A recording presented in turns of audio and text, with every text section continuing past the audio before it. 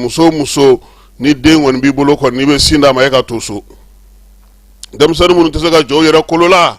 olu fana ka kenen toyi wa hinno muso la ka befe fana be ka fini jema ndo kata okumu kele ko na falai bara mi ni degumi no ye anga jamana soro anana ni yela mai wulu masri tabaka gunga kerengere ne ala mi ye baru kele tigi ale a joro di Elise Jean Dauma ya saga sega bara la temoka ale ka bolo ka sa a fo masa ko fanga minon la temeli na ba fo man nazara kana ko passation o kera jeni ale ka sigoro bisabani nani na mi me Bamako ya falai. L'état-major général des armées a été l'exigence la plus haute et l'honneur le plus pur de ma vie militaire. Mais au-delà des galons, des honneurs, du prestige de la fonction, ce qui m'a porté chaque jour, c'est votre force d'armes. J'ai eu le privilège d'avoir sous mon commandement des milliers d'hommes prêts au sacrifice ultime pour honorer le serment prêté, pour la défense de l'intégrité du territoire national, ayant constamment en tête que la sécurité des populations reste le centre de gravité du succès de nos opérations. Officiers, sous-officiers et militaires du rang, aujourd'hui, le général de division Élise Jean Dauma reprend le flambeau. Où ils veulent, m'adressant aux troupes,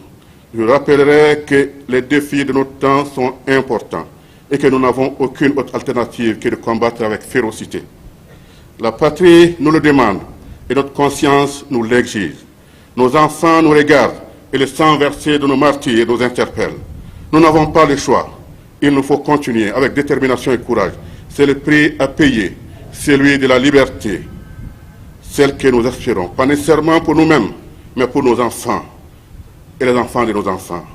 Nos terres n'étant ni à vendre, ni à annexer. M'adressant à nos concitoyens, j'aimerais les rassurer et dire qu'ils peuvent être fiers de leur armée. Rappelez-vous de ces hommes qui déferlent à moto dans les forêts, sur les axes routiers, grimpent les collines à la recherche de l'ennemi, traversent les rivières, loin de leurs femmes et de leurs enfants, de leurs amis, affrontent la mort qui peut survenir à tout instant. C'est la preuve de notre engagement patriotique et de l'amour de notre pays, ainsi que de notre sens élevé du devoir. Je voudrais aussi mentionner le cas de nos otages, pour leur dire, Monsieur le ministre, que nous ne les oublions pas. Nous reviendrons les chercher. Ma gratitude aux gens de division Oumar Diarra qui viennent me passer le flambeau. En effet, après avoir servi à ses côtés pendant 6 mois en qualité d'adjoint, je ne pouvais espérer mieux que de le voir être nommé ministre délégué auprès du ministre de la Défense et des anciens combattants. Mon général, monsieur le ministre délégué, cher affreux, je te souhaite plein succès dans cette haute fonction. Je serai là chaque fois que du besoin. Chaque que le travail que tu as abattu pendant de longues années, sur lequel je t'ai rejoint il y a 6 mois, ne flétira point, Dieu vous l'a. Féliciter au nom de la hiérarchie militaire le général de division Élise Jean Dauma pour cette nouvelle fonction de chef d'état-major général des armées. C'est vrai, ça s'inscrit dans une certaine continuité puisqu'il était adjoint. Et lui dire que nous comptons sur lui, l'ensemble du peuple malien compte sur lui parce qu'aujourd'hui le défi est grand. L'état-major a changé de tenant, mais la mission se poursuit. D'ailleurs, la mission se poursuit et doit se poursuivre avec beaucoup d'abnégation, beaucoup de sérénité et beaucoup de détermination. Et parlant du général Diarra, le ministre délégué auprès du ministre de la Défense et des anciens combattants, je tiens aussi à dire que c'est une consécration de sa carrière. Pour qui le connaît est un soldat, un combattant loyal. Je suis très bien placé pour le dire. Et je tiens aussi à lui transmettre toutes les félicitations de la hiérarchie militaire, au premier desquels le chef suprême des armées, pour lui dire qu'il doit toujours continuer à coacher l'état-major général. Il change aussi juste de position de fauteuil, mais la mission continue également pour lui, et cette fois-ci avec beaucoup plus de détermination et à un niveau politico-militaire. Cette passation de commandement intervient dans un contexte de défis sécuritaires majeurs. Pour le nouveau chef d'état-major général des armées, l'enjeu est de taille. Maintenir la dynamique offensive sur le terrain tout en consolidant les acquis de son prédécesseur. Une nouvelle page s'ouvre donc pour les forces armées maliennes.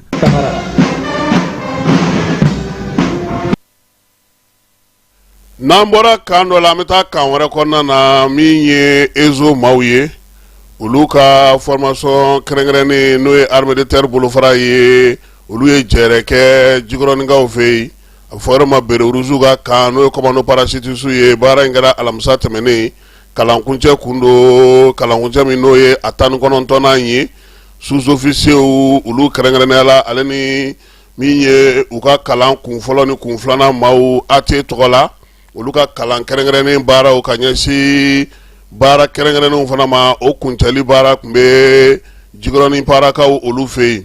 chef d'état-major adjoint min bɛ armée de terre kunna n'o ye colonel major Dawuda Sagara ye ale yɛrɛ tun bɛ yen u y'a jira sa ko muso kɔni ye maa 22 ye nin tako 19nan in na ezo la a bɛɛ lajɛlen labɛnnen don min ye kalo caman kalanw kɔfɛ kalan minnu kɛrɛnkɛrɛnnenya n'o ye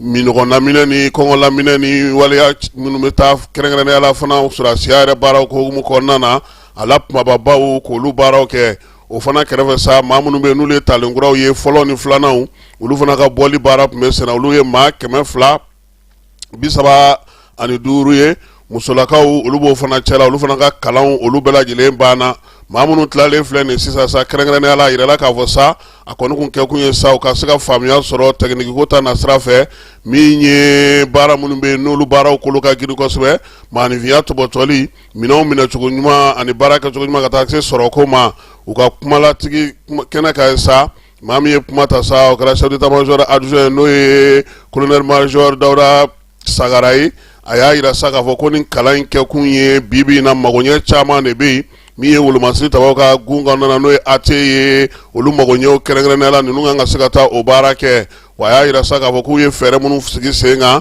mara kɛcogo baara kɛcogo sew sɔrɔ cogo fo ka taa se kɛlɛ yɛrɛ a kuntala janbaw ma ani kɛlɛ taabolo kura minnu bɛ yen bi o kalanw laminiw kɛra ninnu kunna maa minnu filɛ n'olu kun ye kun fɔlɔ ni kun filanan u k'a bila u kunna k'a jira sa k'a fɔ don nataw la bila ka suma t'a la u bɛn'u bila ka taa kɛnɛ kan jagarija kɛnɛ yaasa ka se ka taa wolomasiri taba minnu n'o ye maa minnu bɛ duguma ye k'olu ka baaraw k'olu sinsin u bolo a y'a jira sa k'a fɔ ko yɛlɛmaba min bɛna na don armée kɔnɔna na ko nin bɛ tali kɛ o la ka kɛ ni min ye kalansen kuraw ni ko faamuyacogo kuraw ni duguw ni degun minnu b'an ka jamana kɔnɔ olu kunbɛcogo kuraw o fɛɛrɛ kɛrɛnkɛrɛnnenw don kow nana kun cɛ sa maa minnu bɛ yen n'olu ye ɲɔgɔndan in hukumu kɔnɔna na n'olu kɛra maa 3 fɔlɔ ye olu kɔni ka jɔnjɔnw dir'u ma défilé u y'o kɛ ka baara in bɛɛ lajɛlen kun cɛ ka sɔrɔ ka kan bɛɛ da ɲɔgɔn ye Gawokaw fɛ yen Gawo gouverneur ale ye dugudenw fara ɲɔgɔn kan ka laseli kɛ k'a yirula sa k'a fɔ ko waati min tun bɛ yen n'u tun b'u ɲɛtugu ko dɔw kan k'o banna pewu a ye dugudenw wele faso kanuni ni faso baara ni faso ale bɛ se ka taa ɲɛ cogo min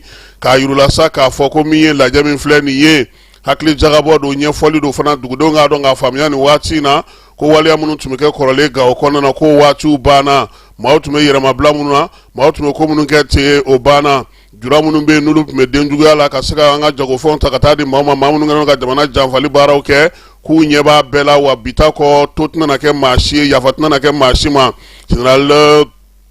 Musa Moriba Traoré a ko waleya cɛjugu minnu yɛrɛ bɛ yen n'olu ka jugu kosɛbɛ ka bɔ jagokɛlaw yɔrɔ feerefɛ k'o ta caw ka t'o di maaw ma ka dugudenw kumaniya ma ka taa sɔgɔ n tɛ san sɔngɔ sigi a kan ko Gawo kɔnɔna na k'o fana banna walima ka taa ta ka taa di jugu ma jugu bɛ tila ka na maaw kɛlɛ ko bɛɛ k'a bila i kunna k'a fɔ ko min ye san 2012 ye ko waati tɛ yen tuguni gouverneur y'a jira sa k'a fɔ ko hakilina min bɛ dugudenw na olu bɛ lamɛn baara kan ka kɛ basigi ni lafiya min kɔnɔna na o fana bɛ lamɛn maa minnu kɛlen ka sira tilennen ta n'u tɛ janfan kɛ n'u bɛ baara kɛ fasodenw ka ni dungɔla ko kan ko olu fana bɛ na dɛmɛ fala ye Gawo kɔnɔna na bi k'u bɛna tile 2 kɛ doni ni bɔli a bɛna sɛgɛsɛgɛ kosɛbɛ ka tɛntɛn ka sababuya kɛ dugu yɛrɛ ale kɛcogo ye gouverneur y'a jira sa k'a fɔ ko olu kɔni bilama min ye munumunu salo ye k'i ɲɛ tugu kow kan ka waleyaw to yen ten ko Gawo kɔnɔna na k'u b'a jira bɛɛ la k'o ti bɛn tuguni sabula waleya min y'u sɔrɔ u ye min ye a la u ye min faamuya a la o ye k'a fɔ maa caman bɛ yen olu tun tolen don yɛrɛmabila bolo sɛbɛkɛlaw olu tun tɛ se ka dɔn min ye maa minnu bɛ yen n'u bɛ faso kan na olu ka senkɔrɔma don wa min ye baaraw ye fana u na kɛ sariya ani kimɛli hukumu kɔnɔna na gouverneur Gawo nin y'ale ka laseli ye waleya min y'an ka jamana sɔrɔ avril kalo tile 25 o tɛmɛnen kɔfɛ min ye école ministre n'o ye Dr Amadou Sizabane Falaye ale ye baarakɛla minnu b'a ka yamaruya kɔnɔna na ale ni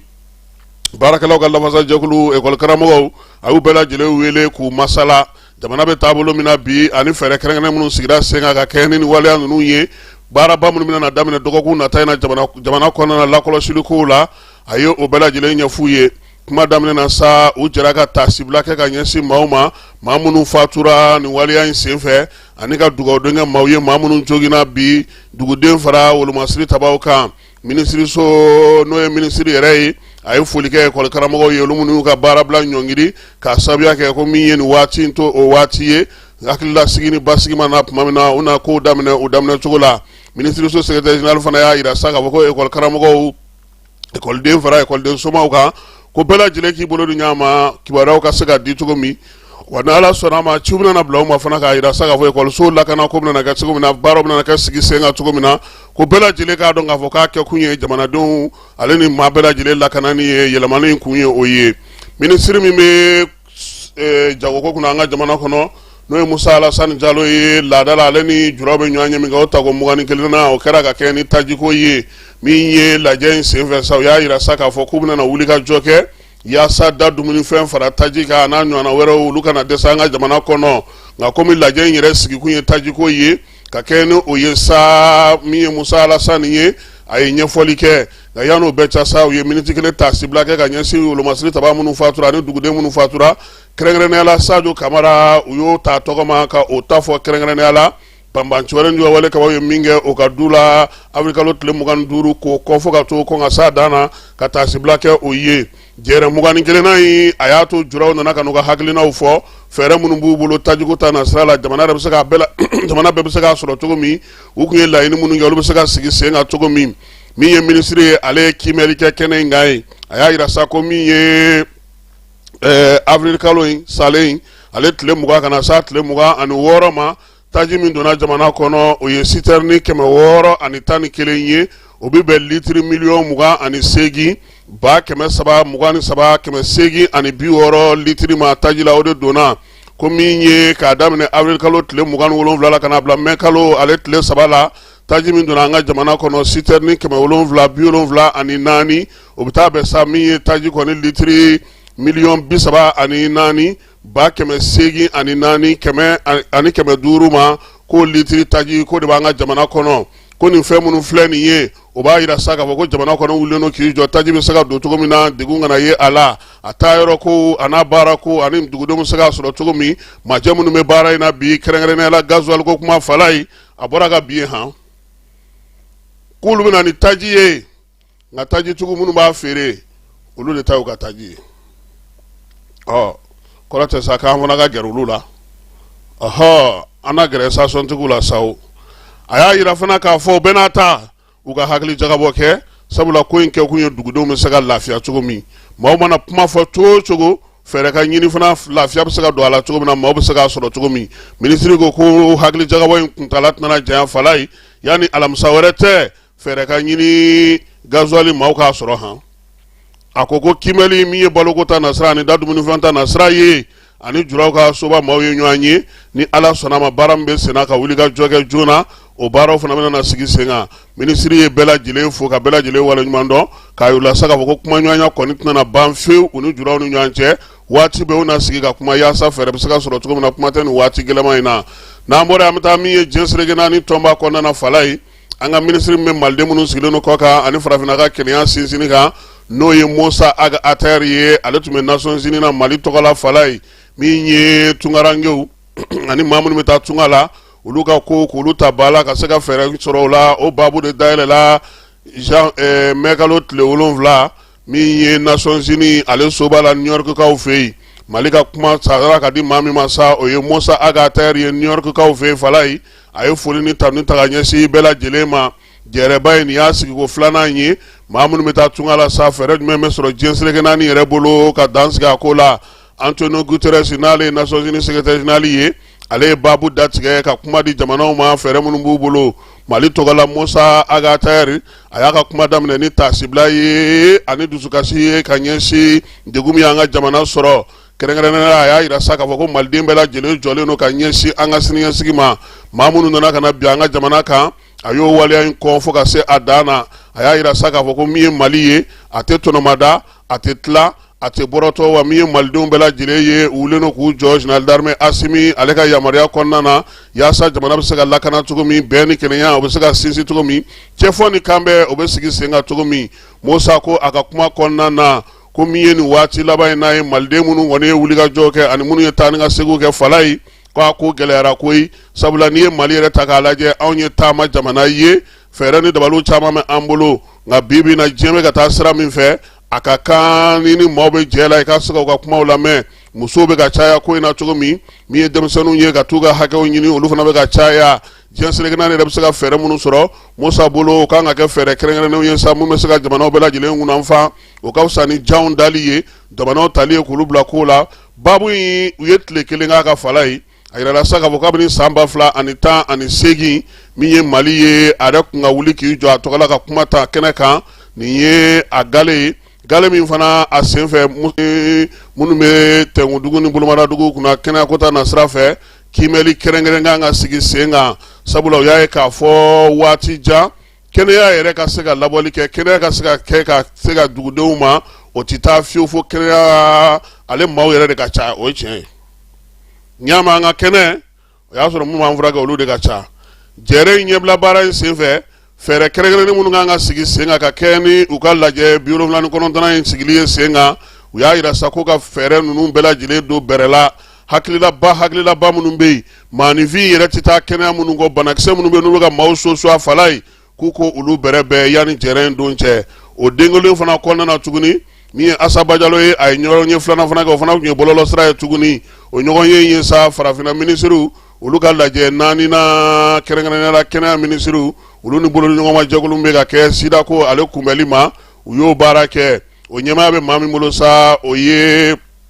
Centrafrique olu ka minisiri ye ale de ye kuma ta ka kuma datigɛ babu tilara ka na di jamanadenw bɛɛ lajɛlen ma fɛɛrɛ kura min sigilen don sida bɛ se ka kunbɛn cogo min u ka babu ye talikow la fɛɛrɛ min bɛ Mali bolo Asaba Jalo ale ye o dangɛnɛmaya tiɲɛ don u nana ni fɛɛrɛ kura ye bi fɛɛrɛ kura min b'a to sida bana ale bɛ se ka an bɛ se ka kisi a ma cogo min ye colonel major médecin colonel major Asaba Jalo ye a y'a yira sa ka kuma kɔnɔna na ko Mali bɛ fɛ min ka kɛ u ka gɛrɛ banabagatɔw la koyi u ka n'u yɔrɔ janya maaw la fura sɔrɔla cogo o cogo n'a ma surun banabagatɔw la a ka gɛlɛ fɛn minnu bɛ yen n'olu baaraw kɛra Mali kɔnɔ ni Mali yɛrɛ sera ka se sɔrɔ a la u ka sɔn ka ko fana lajɛ min ye furaw sɔrɔli ye ani furakɛlaw olu ka se ka ye minisiri y'a yira sa k'a fɔ ko Mali yɛrɛ tun ye kiimɛli baara kɛ nin ko in na ka ɲɛfɔli kɛ ka fɛɛrɛw sigi sen kan min ye hakilina kura min natɔ ye ka kɛ ni Fonds mondial ka wulikajɔ ye Asaba Jalo y'a yira sa ko Mali b'o ko in kɔnɔna na a mɛnna fɛɛrɛ caman sigira Mali kɔnɔ yan olu ye nɔbɔ bi a ka kan fɛɛrɛ minnu bɛ yen bi n'u bɛna olu sigi sen kan u ka tali kɛ o ma yaasa baara a bɛ se ka nɔgɔya bɛɛ lajɛlen bolo cogo min na n'an bɔra kɛnɛya minisiri so ko anw ka baara ma bannen Amadu ale ye san 2 kɛ ɲɛmaa dangaya la fala ye u taara jɛrɛ min kɛ Sierra Leone kaw fɛ yen a yirala sa ka fɔ fala ye farafinna an fanfɛ bolo ale ni camancɛ bolo fana bolofara bɛ diɲɛ kɔnɔna na douane ko la ale tun b'o o ko fana kunna sabula min ye inspecteur général de douane Amadu Konate o tun y'o ɲɛmaaya baara in kɛ fala ye Mali ye baara min k'o kɔnɔna na min ye fulakɛ a nana ka n'o kiimɛli kɛ ka ɲɛfɔ directeur tɔw ɲɛna baara minnu sera ka sigi Mali ka san 2 in kɔnɔna na Sierra Leone jamana kɔnɔ sa mai kalo tile 7 na tile 8 lajɛ in a y'a to sa douane ɲɛmaabaw bɛɛ lajɛlen k'a yira k'a fɔ ko Mali ka fo k'a waleɲuman dɔn baara minnu sera ka kɛ hakilinaba minnu bɔra Mali yɔrɔ ka sigi sen kan san 2 in kɔnɔna na kɛrɛnkɛrɛnnenya la min ye minɛnw sonyɛli ni minɛnw bayɛlɛmali ye ko kɔni kɛra fɛɛrɛ ɲɛnamaba ye Mali ka hakilinaw olu ɲɛna min ye inspecteur général de douane Cheikh Amala Jalo ale ye o kiimɛli baaraw kɛ o la sa baara kuncɛli la a nana yira sa k'a fɔ jɔyɔrɔ filanan min bɛ Mali bolo fala ye jɛrɛ 32 in kɛnɛ ka Sierra Leone kaw fɛ yen o jɔyɔrɔ u y'a yira sa ko Mali ta banna pewu min ye kalata kɛlen kɔfɛ u ka danaya tara ka da min ye jamana min kan o ye République Centrafrique ye bi bi in na sa jɔyɔrɔ dangan fɔlɔ o bɛ olu de bolo kɛrɛnkɛrɛnnenya la Mali fana a fana ka baara bɔ tɛmɛna sira minnu fɛ olu baaraw fana kiimɛliw foli ni tanu tara ka ɲɛsin an ka jamana ma min ye douane directeur ale kɔni bɛ to kɛnɛ kan sa fo ka taa baara ninnu bɛɛ lajɛlen kun fori n'an seginna ka na so an bɛ taa seko ni dɔnko kɛnɛ kan seko ni dɔnko jɛkulu min bɛ yen n'a fɔ ma ko réseau Kia ale ko ka kunnafoni ko lajɛ k'a don bɛrɛ la koyi o la sa a ye jɛrɛ sigi Modibo Keyita tɔgɔla mémorial o kɛnɛ kan du kɛnɛmana na sa ekɔlidenw seko ni dɔnko baarakɛlaw kunnafonidilaw gɛlɛya min bɛ bi kunnafonidiko yɛrɛ la seko ni dɔnko bankun ka baabu ye tali kɛ o la Nfamara Berete ale tun bɛ kɛnɛ kan a ye min sɔrɔ an ka jɛ an k'o filɛ. Kɛlɛ waati kunnafonidilaw minnu bɛ seko ni dɔnko sira fɛ kan ka kunnafoni di cogo di o de kɛra kalanbulon ni baro kɛnɛ kumakun ye dɔnniya falen kɛnɛ mun nana a na kuma la ka sanga ni an ka jamana lahalaw ye an ka jamana kunnafonidilaw minnu bɛ seko ni dɔnko sira fɛ ka bɔ kunnafoni di cogo sira bɛɛ dɔ kɔnɔ ka taa ni dɔnniya giriya nafama ye kɛnɛ kan mun hakilina bɔra réseau kiya ICAM ka fara kunnafonidilaw ka kulu mun bɛ yen minnu ɲɛsin bɛ seko ni dɔnko ma. Bibina Mali bɛ gɛlɛya mun kɔnɔ kunnafoni ɲuman ka se ka di kunnafoni ɲuman mun baselen don kunnafoni mun n'a bɛ se ka vérifier mun b'an ka jamana nafa bari bibi na gɛlɛya mun n'an b'a kɔnɔ kunnafoni fanba de b'a kɔnɔ walasa kunnafonidilaw ka se ka kunnafoni ɲuman di maliyɛnw ma donc o tɛ taa ni formation tɛ baara in a tɛ taa ni a ɲɛdɔn tɛ o de la an ye lakananikɛlaw n'u ye journalisme kunnafoni di yɛrɛ a dɔnbagaw an y'u wele u bɛna bi tile kelen don ka na kunnafoni di kunnafoni ɲuman bɛ se ka di cogo min na. Alors bi sigi ye hakilina ɲumanba de parce que an y'a ye ko minnu bɛ seko ni dɔnko kunnafoni kɛ ani fɛn wɛrɛw kunnafoni fana an y'u bɛɛ wele u bɛɛ nana halisa an ka se ka an fara ɲɔgɔn kan ka baara ɲuman kɛ ka jamana dɛmɛ. An ka milieu de journalisme la san o san maa kura de bɛ na a la bon denmisɛn kura caman nana domaine de journalisme culturel la bon k'o fara ɲɔgɔn kan ka kalan kɛ o kun walasa u ka baara faamu mais baara faamuyali dɔrɔn tɛ an bɛ wagati min na jamana ka gɛlɛ u ka baara faamu baara bɛ se ka kɛ cogo min na ka baara kɛ an bɛ nafa sɔrɔ baara min na jamana bɛ nafa sɔrɔ baara min na ni wagati. Ka sanga ni kalanbulon ye nafa ye an ka jamana kunnafonidilaw ka ɲɛmaayaso maison de la presse ɲɛmaa Banjugu Dante ale tun bɛ kɛnɛ kan taa se seko ni dɔnko minisiri Mamu Dafe ka lasigiden ma. Bi kunnafonidi a nafa ka bon ka kɔrɔ mais bi a nafa ka bon kosɛbɛ a nafa bonya min a kan ka di tiɲɛ kɔnɔ n'a dira tiɲɛ kɔnɔ a kan ka kɛ kunnafoni ye kunnafoni minnu bi fɛn damadɔ préserver o fɔlɔ la paix o filanan o ye an ka jamana unité nationale ye an ka jamana kɛnɛya. Donc fanga min bɛ kunnafoni fɔcogo ni a dicogo ni a kɛcogo la a fanga in ka bon kojugu donc o mɔgɔ minnu b'o baara la il faut que de temps en temps wagati ni wagati olu sigi ka fɔ ka kɛ ka hakili yira ɲɔgɔn na olu ka baara in bɛ se ka nɔgɔya u bolo cogo min na. Dɔnta kologiriya kɛnɛ kuncɛli kunnafonidilaw y'a yɛrɛ k'a fɔ u ye caman faamu ka fara u ka dɔntaw kan ni kɛnɛ bɛna dɔ fara u ka wulikajɔw kan kunnafoni ka sabula c'est des formations minnu bɛ an dɛmɛ ka se ka an yɛrɛ remet en question k'an yɛrɛ ɲininka an bɛ ka pratique kɛ cogoya min na baara in an b'a lawaleya cogoya min na yala est ce que an bɛ sira ɲuman kan peut-être an bɛ sira ɲuman kan a bɛna dɛmɛ wɛrɛ don an ma. Kunnafonidi min bɛ taa dɔnko ni seko kan n'i ko ko an k'o lajɛ sécurité ko problème bɛ jamana min kɔnɔ problème fɔlɔ-fɔlɔ min ye fo an ka segin journalistiya base yɛrɛ kan journalistiya base ye mun ye c'est d'abord la rigueur dans le traitement de l'information la rigueur dans la recherche de l'information c'est la rigueur. caman fɔra ne tun degela k'o formation caman kɛ ka ban mais a kɛlen bi fana o ye dɔ fara kan tuguni parce que fɛn kelen-kelenw tun bɛ yen voilà n tun ka min faamu kosɛbɛ par exemple n'i ye journalisme de paix ta an kumana kan bi ko le journalisme de paix bon notion min don n degela k'a mɛn mais ni ko n bɛ se k'a définir kosɛbɛ tiɲɛ tɛ quoi donc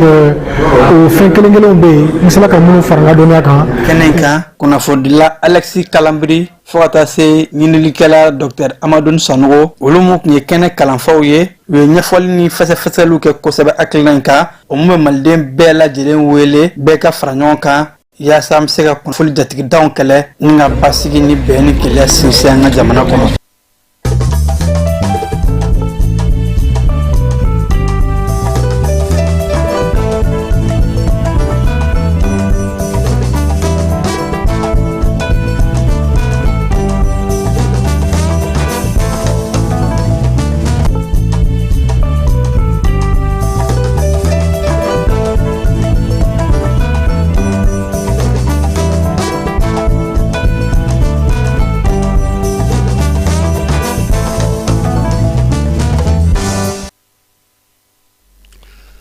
N'amboro la fala ye Amadou Toumani Touré tɔgɔla fondation ni a ɲɛmaya bɛ lɔbɔ bolo bi fala ye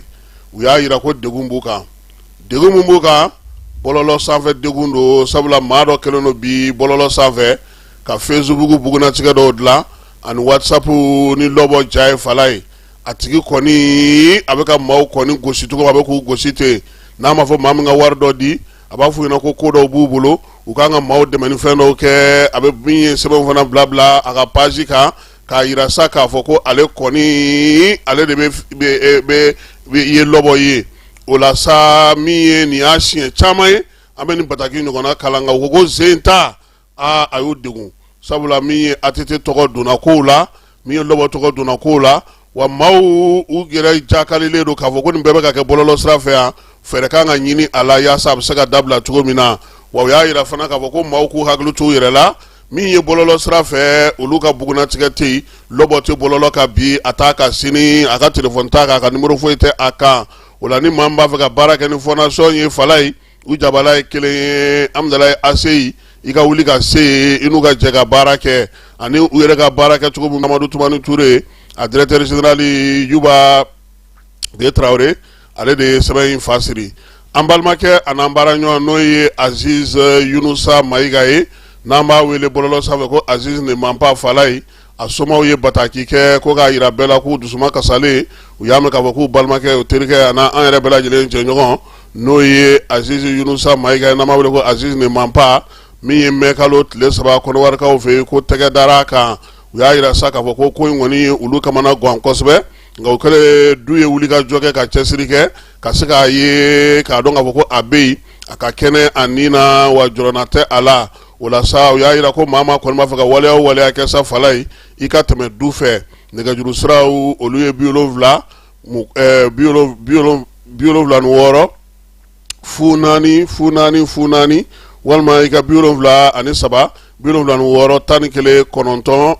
i ka o ta i k'u wele wa u y'a yira fana k'a fɔ ko maa b'a fɛ ka dɛmɛ kɛ maa b'a fɛ ka waleya kɛ maa b'a fɛ ka kunnafoni di kɛ bɛɛ lajɛlen k'a ta du ka dabada ma yaasa ka se k'u dɛmɛ nin baara in na ka nin waati gɛlɛma in tɛmɛ maa si kana ni politiki ko bila ɲɔgɔn kɔrɔ maa si kana ni ko wɛrɛ bila ɲɔgɔn kɔrɔ fɛn o fɛn bɛ yen n'i b'a fɛ ka kibaruya sɔrɔ sa i ka wuli ka ɲɛsin u ka du ma 76 04 04 04 walima 73 76 11 9 n'i y'olu fila wele fɛɛrɛ fɛn fɛn b'i bolo i b'a fɛ ka fɛn o fɛn kɛ n'i b'a fɛ ka kibaruya fɛn sɔrɔ i b'o sɔrɔ nin waati in kɔni na Azizi ale bɛ kɔnɔwarikaw olu fɛ yen u y'a yira sa kɔni k'a fɔ ko a bɛ fanga tigilamaw olu ka bolo kan ko an kana ko wɛrɛ foyi fara a kan min bɛna a kunkolo o tɔ bɛɛ lajɛlen o gɛlɛya an ka jamanaden ma bi bi in na u ka du maaw ye nin de sɛbɛn du tɔgɔ la Ibrahim Mayiga ale de ye sɛbɛn fasiri ye kununko mɛkalo tile 8 ko bɛɛ lajɛlen k'o faamuya laada la an y'a fɔ aw ɲɛna sa sibiri o sibiri min ye tumutu janjo bannen kɔfɛ n'o o ye biennale san 2025 ye